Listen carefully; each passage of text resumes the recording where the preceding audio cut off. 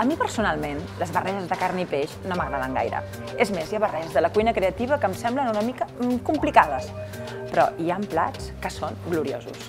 A Ferrum, que és un restaurant de l'Eixample de Barcelona, m'han fet un plat que m'ha entusiasmat. Mireu, hi ha una base de coca de llardons, una base fineta i cruixent. A sobre hi ha una mica d'escalivada, o sigui, una mica de ceba, pebrot, esvergínia. I al damunt, unes quantes anxoves del Cantàbric, salades, fortes, boníssimes.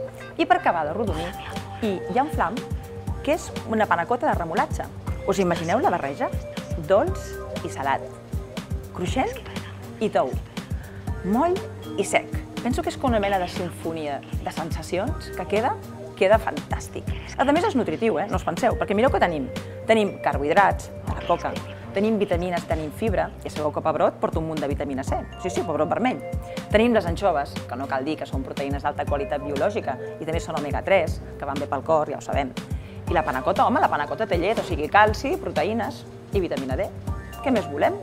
Clar, per ordenar tot això necessitem una beguda. Doncs mireu, amb això queda fantàstic una bona cervesa, perquè aquest puntet de la cervesa realça tot el que hem dit. En fi, creieu-me que hi ha barreges que valen molt la pena.